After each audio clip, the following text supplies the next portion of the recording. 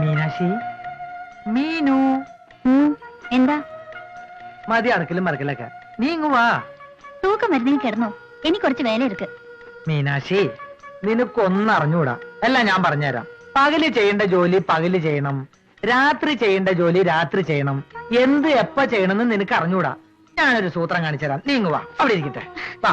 തുണി അതല്ല ഞാൻ പാത്തുക്കറേ. നീ ഇങ്ങ് ഉക്കാറ്. ഇവിടെ ഇരിക്കും. എങ്ങനെയുണ്ട് നോക്കിയാൻ? ഹായ്. ഇവിടെ ഇരിക്കാൻ നാടല്ലേ നിങ്ങക്ക്? എവിടെ കിട്ടിയതൊക്കെ? എനിക്കിതൊന്നും കാണണ്ട. കാണണ്ടാന്നോ? അപ്പൊ 300 രൂപ കൊടുത്ത് വേസ്റ്റ് ആയോ? നിനക്ക് വായിക്കാൻ വേണ്ടി ഞാൻ വാങ്ങിച്ചത്. കടവുളെ, 300 രൂപയാ? சரியான பைத்தியக்காரன்டா.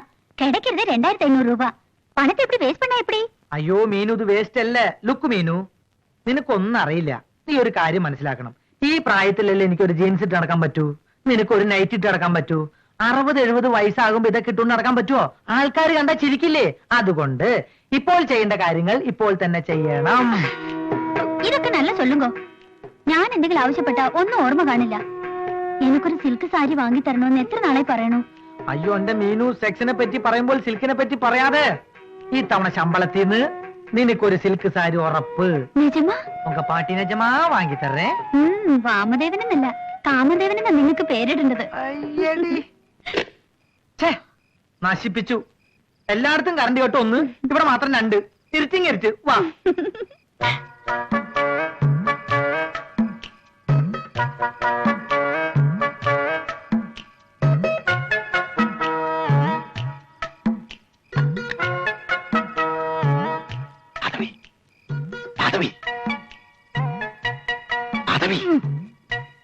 നീ ഇവിടെ കിടന്ന് കൊതുകടി കൊള്ളാതെ അകത്തോട്ട് കിടക്കുക. അകത്തെ കൊതുകിനേക്കാളും ഭേദം പുറത്തേക്ക് കൊത്തുക. ഈ തണുപ്പത്ത് കിടന്ന വല്ല പനിയും പിടിക്കും. ഇത്രയും നാളായിട്ടും ആ ഒരു പനിയും പിടിച്ചില്ലല്ലോ. വല്ല ഡെങ്കിപ്പനി പിടിക്കും. ഉറങ്ങട്ടെ. വയസ്സ് കാലത്ത് അടങ്ങി ഒതുങ്ങി കിടക്കാനുള്ള ഇനിയും വയസ്സ് കാലത്തല്ലേ.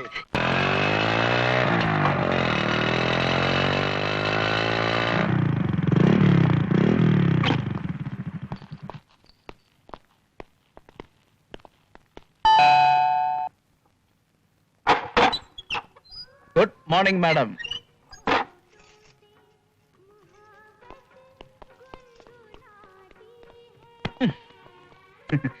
സുന്ദരിയമ്മയ്ക്ക് എന്താ പതിവില്ലാത്തൊരു പരിഭവം? നോക്കേ, പ്രതീക്ഷിക്കാതെ പെട്ടെന്നൊരു ഊട്ടി ട്രിപ്പ്. പഴയ കുറെ ഫ്രണ്ട്സിനോടൊപ്പം 2 ദിവസം മാറി നിൽക്കേണ്ടി വന്നു. അല്ലെങ്കിൽ ആഴ്ചയിൽ ഒരിക്കലെങ്കിലും ഇവിടെ ഒന്ന് ഹാജർ വയ്ക്കാത്ത ചരിത്രം ഉണ്ടോ? ഒന്നുമല്ല, എനിക്കറിയാം. കല്യാണം കഴിച്ച് പുണ്യാളനാകാൻ പോവല്ലേ. ഇനിയിപ്പോ സുന്ദരിയമ്മയും പിള്ളേരെല്ലാം ആർക്കു വേണം? Don't be silly honey. സുന്ദരി മണിയുടെ ഈ സുന്ദര കുട്ടന് എന്നും കല്യാണമല്ലേ, എന്നും അതുമല്ലേ. അപ്പൊ പിന്നെ എന്തോ അതിലൊരു പുതുമ. ആ പുതിയ വരവേദ. എനിക്ക് വയ്യ. ഒന്ന് വാ തുറക്കണ്ട സുന്ദരിയമ്മേ. സുന്ദരി മോളിലിരിപ്പുണ്ട്. ചെല്ലേ, ഒരു പഞ്ച് പാവുക. പിണക്കരുതേ. Okay, done. പിന്നെ കല്യാണം പ്രമാണിച്ച് ഇവർക്ക് ട്രീറ്റ് കൊടുക്കാന്ന് ഞാൻ ഏറ്റിരുന്നു. പഴയ സ്റ്റോക്ക് മതി. എന്നാ വാ.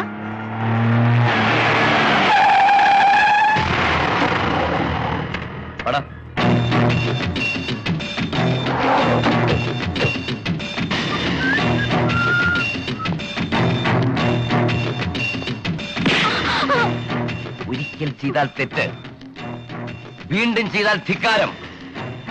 ഇതിപ്പോ 2ാമത്തെ തവണയാണ് നീ എന്നെ പറ്റിക്കുന്നത്. പുതിയത് ഏത് വന്നാലും ആദ്യം എനിക്ക് തരണമെന്നല്ലേ സുന്ദരി കീഴ്വഴക്കം? എവിടെ വിളിക്ക്. ആന്റണി, ഇത് നേരത്തെ പറഞ്ഞു വെച്ചതാ. നല്ലത് വേറെയുണ്ട്. പഞ്ചാമൃതം ഉള്ളപ്പോ പാൽച്ചോറ് എന്തിനാ സുന്ദരി?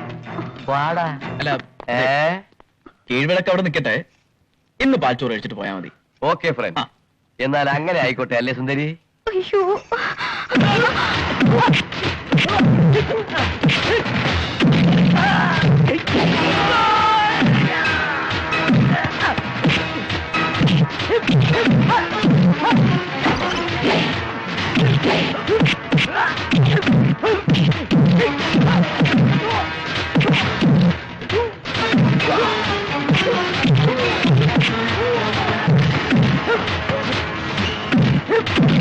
Ah!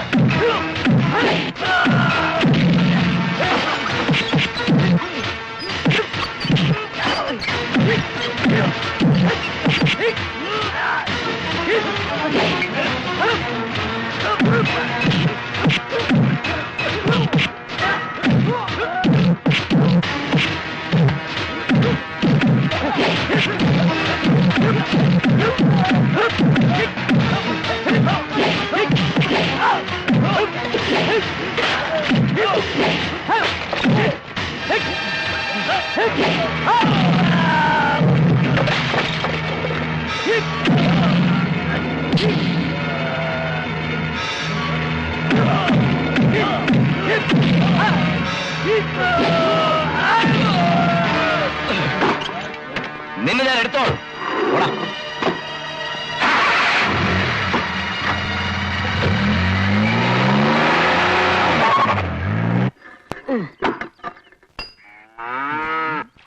ഓ വന്നല്ലേ, നിനക്ക് ഒന്ന് വന്നു കിട്ടാനുള്ള പാട്. ഓ, എടാ, ഒന്ന് വേഗം ആവട്ടെ, നാറ്റം കൊണ്ട് അകത്തിരിക്കാൻ മേലാതായി. ഇതിന് കുറെ പണിയുണ്ട് മുതലാളി. സെൻട്രൽ പൈപ്പ് മുഴുവൻ അടഞ്ഞു കിടക്കുക. എന്നാ അതങ്ങോട്ട് തുറന്നു വിട്, വേണമെങ്കിൽ 5 or 10 വന്നേക്കാം. ഇത് 5ലും 10ലും ഒതുങ്ങുന്ന കേസൊന്നും അല്ല. അകത്തിറങ്ങി മൊത്തം ക്ലീൻ ചെയ്യണം. മിനിമം ഒരു 200 രൂപയുടെ പണിയുണ്ട്. മുതലാളി ആയതുകൊണ്ട് ഒരു 150 തന്നാ മതി. 150 രൂപയോ? ഇത് കെട്ടാൻ പോലും എനിക്ക് 150 രൂപയായില്ല. കണ്ടിച്ചോരയില്ലാത്ത വർത്താനം പറയാതാ. തൊഴുത്തിലെ ചാണകമാണ് വാരണമെങ്കിൽ പുറത്തു കൊടുത്താൽ കൊട്ടയ്ക്ക് 12 രൂപ വെച്ച് കിട്ടും. ഇത് അതോ മറ്റോ ആണോ? ഏതായാലും കൈനഷ്ടം എനിക്കും വേണ്ട, നിനക്കും വേണ്ട. ഞാനൊരു 15 രൂപ തരാം. നീ സന്തോഷമായിട്ട് വാങ്ങിച്ചോണ്ട് പോകും. തന്നെത്താൻ അങ്ങ് വാരിയാ മതി. ഇയാളുടെ ഒരു 15 കൂവ. ഇതിനകത്ത് ചാണകം വരണമെങ്കിൽ നാളെ മുതൽ പുല്ലും പുണ്ണാക്കും നിന്നാ മതി. പിണ്ണാക്ക് നിന്റെ തന്തയ്ക്ക് കൊടുക്കൊടു. നിന്റെ സഹായമില്ലാതെ ഇതൊന്നും ചെയ്യാൻ പറ്റുമെന്ന് ഞാൻ നോക്കട്ടെ. 150 150 കൊടുത്തു തൊളിച്ചുകൂടായിരുന്നോ? നാറ്റം കാരണം അയൽവക്കത്തുകാർ കൂടെ കിടക്കണ്ട. എന്നാ നിന്റെ അയൽവക്കത്തുകാരോട് കൊടുക്കാൻ പറയടി. നീ പോയി കമ്പെടുത്തോളൂ. വന്നേ കമ്പടത്തിനകത്ത് എന്തോ ചെയ്യാൻ പോവോ? പറയുന്നത് കേക്ക, ഒരു കമ്പെടുത്തോളൂ. വാ, ഒരു നാറ്റമില്ല.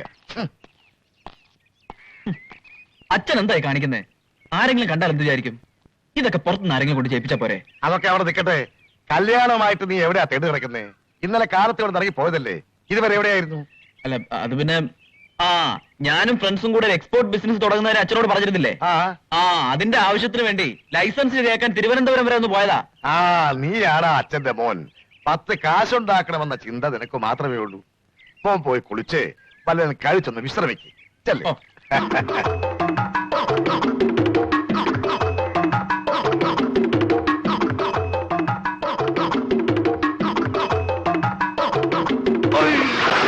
കൊണ്ടുവരാൻ പറഞ്ഞ ഉടനെ കൊണ്ട് കൊടുത്തില്ലെങ്കിൽ അതിന് കുറ്റം പറയും. ഇവിടെ നിന്ന് നിപ്പിൽ അങ്ങോട്ട് പോയി. അയ്യോ, എന്റെ മഹാദേവന്റെ അച്ഛൻ പോയി. അയ്യോ മഹാദേവ, വാമദേവ, ചന്ദ്രനെ, അയ്യോ എല്ലാരും ഒന്ന് ഓടി വരുന്നേ.